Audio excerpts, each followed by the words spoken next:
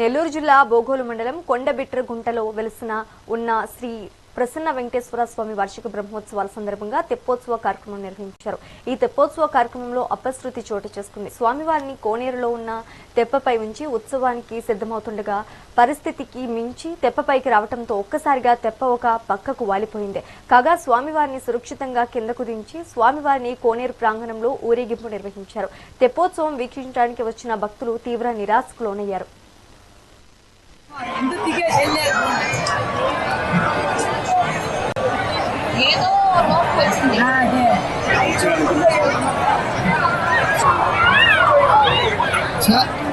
దిగేసినారు కదా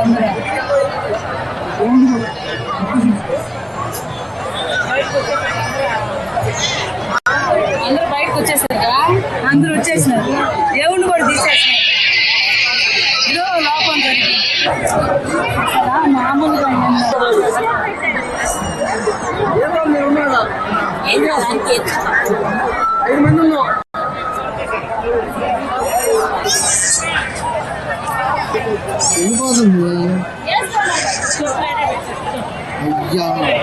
అందరికీ నమస్కారం.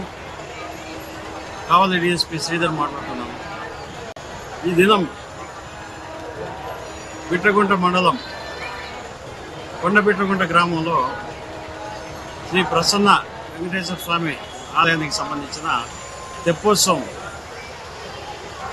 కోనేరులో, ఆలయానికి దగ్గర ఉన్న కోనేరులో సాయంత్రం జరుగుతుంది. ఈరోజు రాత్రి 8 ఆ టైంలో 8:30 ఆ టైంలో దేవుడు లోపల తీసుకెళ్లారు. ఈ లోపల పడవ తెప్ప ఓ పక్క నుంచి ఒరగడం స్టార్ట్ అయింది. వెంటనే పబ్లిక్ అంతా కూడా బయట వచ్చేసారు. దేవుడిని కూడా బయట తీసుకొచ్చేసారు. తర్వాత మొత్తం మునిగిపోయేసి అది విరిగిపోయింది. మొత్తం తెప్పంతా కూడా దేవుడి డెకరేషన్ కూడా విరిగిపోవడం జరిగింది. ఇందులో ఎలాంటి ప్రాణ నష్టం జరగలేదు. దేవుడు కూడా ఎలాంటి ప్రాబ్లం రాలేదు. మొత్తం అంతా బయట వచ్చేసారు. అంతా సేఫ్గా ఉన్నారు. ఎందుకు ఈ రకంగా జరిగింది, తెప్ప ఎందుకు కూలిపోయింది అనే దాని మీద ఇన్వెస్టిగేషన్లో ఉన్నారు. నమస్తే, అందరికీ నమస్కారం. కావలి డిఎస్పీ శ్రీధర్ మాట్లాడుతున్నారు.